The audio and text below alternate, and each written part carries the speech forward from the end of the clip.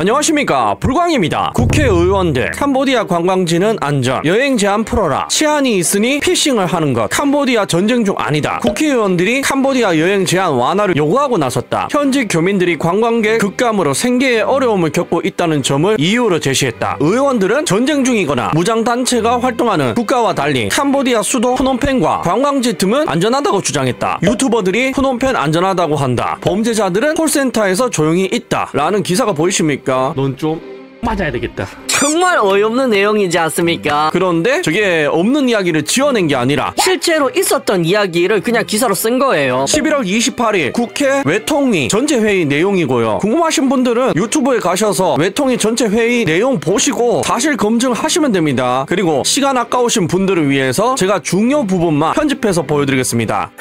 캄보디아 문제입니다. 현지에 있는 1만여 공포들은 아직도 엄청난 고통을 받고 있고, 또 캄보디아 정부 측도 상당히 많은 문제의식을 갖고 있는 게 여행 정보 제한 문제입니다. 최근에도 캄보디아에 있는 우리 교민사회에서 호소문도 발표했고, 또 자체 사정노력 방안도 발표를 했습니다. 그리고 외교부와 국토부의 여행 정보 조정, 또 항공편 운항 재개와 같은 수단의 대책 마련을 촉구했는데 알고 계십니까? 캄보디아 한인회에서 저희 방에 제출한 호소문이거든요. 서명운동한 건데 850명이 서명을 했습니다. 이 방에 찾아와서 여행 정보 문제를 강력하게 제기하고 빨리 조정해 줄 것을 요청을 했습니다. 화면 좀 봐주세요. 많은 유튜버들이 캄보디아 프놈펜이나 시엠립이나 이런 데에서 여행한 것들을 올렸습니다. 누구도 불안을 얘기하는 사람이 없습니다. 그리고 여행 금지구역으로 묶어놓은 곳들이 소말리아, 아프가니스탄, 이라크, 예멘, 필리핀 무장세력 활동지역, 전쟁 관련된 러시아나 벨라루스 일부 지역, 전부 전쟁, 내전, 테러 위협이 있는 곳들입니다. 캄보디아는 이것과는 완전히 관계가 없지 않습니까? 일부 지역에 대해서라도 신속하게 하향 조정토록 하겠습니다. 여행 금지구역 조정 문제는 우리 저희 국민들의 또 생계가 달린 문제고, 그러니까 그 문제에 대해서는 합리적으로 조정하는 방안을 적극 고려해 주시기 바랍니다. 이건 초당적으로 같은 생각인 것 같습니다. 캄보디아 여행 정보의 하향 조정 또는 해제에 대해서 신속히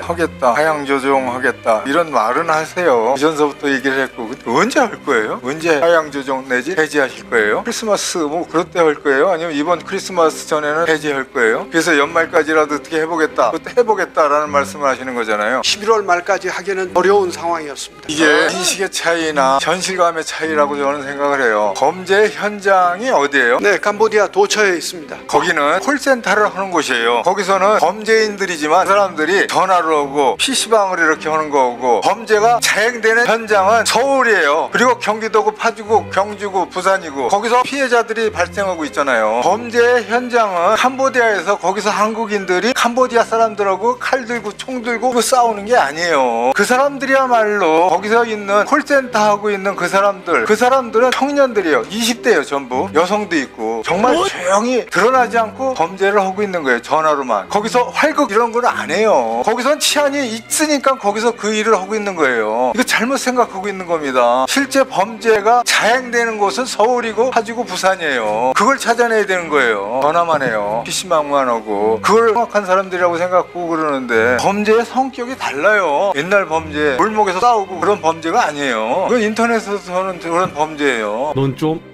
맞아야 되겠다. 근데 왜 거기다 여행 금지를 하고 경보하고 그러면 범죄인들이 줄어들어요? 전혀 아무 상관없어요. 그거는 그냥 교민들 생계만 위축시키고 있는 거예요. 제가 판단은 그렇더라고요. 당장 피해를 보는 우리 국민들도, 제외 국민들도 많고, 그래서 신속하게 하향 조정을 해보도록 하겠습니다. 크리스마스 전에는 좀 하향 조정해요. 네, 유념해서 신속히 하향 조정토록 하겠습니다. 참 인식의 차이라는 게, 그런데 저는 아까 보여드린 대로 캄보디아에서 우리 범죄 조직들 계속 체포되고 있어서, 한마디로 말해서 원래부터 그렇게 위험하지 않았지만 지금은 더 안전해졌다 이렇게 생각하는데, 장관님은 타고 오시는 비행기 안에 우리 범죄자 3명이 송환되어 온다고 이걸 더 위험한 걸로 인식하셨다고 하시는데, 다시 한번 좀 재고해 주시길 부탁드리고요. 마지 됐을까? 어떻습니까, 여러분들? 기가 막히고 코가 막힌다, 그죠? 아니, 캄보디아 범죄 집단이 뭐라고요? 콜센터 직원이라고요? 안전하다고요? PC방처럼 전화질만 하기 때문에 위험하지 않다고요? 정신을 못 차리고 있어. 캄보디아로 향한 한국인 한국인만 매년 2,000명에서 3,000명이 지금 안 돌아오고 있는데 이거 다 어디 갔습니까? 안전한데 왜 소식이 없어요?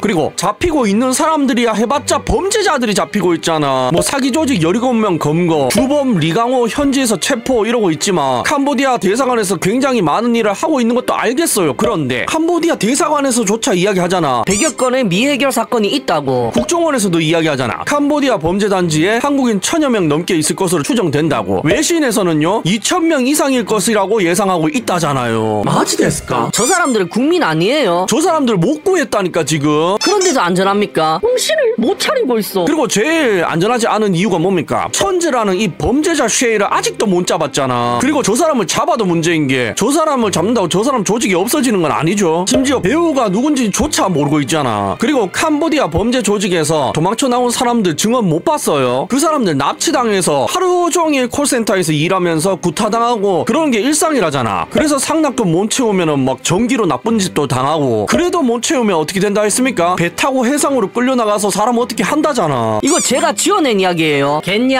겠냐고. 여기 브로커들이 언급한 국가가 보이십니까? 아직도 캄보디아가 저렇게 버젓이 있는데 그 사람 몸속에 있는 걸 뭐 어떻게 한다는 위험한 지역이 캄보디아라고 이야기하고 있는데 이래도 PC방에 콜센터 전화하는 것처럼 사기치는 사람들로만 보입니까? 안전해요? 넌 좀 맞아야 되겠다. 그리고 제외 국민들 힘든 거 있지 않습니까? 알겠는데요. 한반도에 사는 국민들은 국민 아니에요. 위험하면 못 가게 하는 게 맞지. 지금도 캄보디아 간다고 까치던 사람들 계속 공항에서 잡히고 있죠. 그 사람들이 범죄자인지 아니면 꼬시켜서 가는 멍청한 사람들인지는 모르겠지만 국민이잖아. 위험한데 간다는데 못 가게 막는 거는 당연한 거지 않습니까? 그런데 제외 국민만 들먹이면서 그 사람들만 위하는 척하는 이유가 도대체 뭐냐고. 혹시 캄보디아에 우리나라 선거구가 있는 겁니까? 아니 그런 거 같잖아. 그리고 제일 열받는 게 뭐냐면 저 의원들이 이야기하는 것도 열받는데 이런 게 열받는다니까. 혈세로 피의자 64명 태워온 캄보디아 전세기 비용 출처는 오리무중. 외교부, 법무부, 경찰청 모두 전세기 비용은 우리 소관 아니야. 필리핀에서 49명 송환 때는 경찰청 예산 약 8,600만원 사용. 그러니까 이 돈 어디서 났냐고요. 맞아야 되겠다. 왜 범죄자들한테 이렇게 호화스러운 짓을 해주냐고. 질질 끄집고 와야지. 그리고 120억 스캠 벌여놓고 호텔형 교도소 충격 모습. 120원대 로맨스 스캠을 벌인 캄보디아 조직의 총책으로 지목된 한국인 부부도 현지에서 잡혀 범죄인 인도 재판을 받고 있는 걸로 확인됐습니다. 남편은 수도 푸놈펜에 있는 호텔형 교도소에 수감돼 있는데 일반 교도소보다 시설이 더 좋은 곳입니다. 선글라스 쓴 남성들이 음악 소리에 맞춰 춤을 춥니다. 라는 허파 디비는 장면이 보이시죠? 여러분들 이게 맞습니까? 저 범죄자들이 뭔데 저런 대우를 해주는 거야. 저 사람들한테 당하고 살았던 일반 국민들은 비참한 인생 살고 있는데 쟤들은 뭔데 황제 대접하냐고. 그것도 세금 들여서. 맞아야 되겠다. 그리고 또 웃긴 거 이거 왜 해결되었다는 이야기가 아직도 안 나오고 있습니까? 전북은행 캄보디아 조직 후이원 그룹과도 거래. 지난 한 해만 400억 원을 수익을 올린 전북은행의 자회사가 프랜스 그룹뿐만 아니라 다른 캄보디아 범죄 조직과도 계좌를 개설했던 것으로 밝혀져 파문이 터지고 있습니다. 마지 됐을까? 그니까 그때는 몰라서 우연히 계좌를 텄다 칩시다. 그런데 지금은 알잖아. 아니 여기에 대한 기사를 검색해봐봐 한 줄도 안 나온다니까. 이거 저만 소름 돋는 겁니까?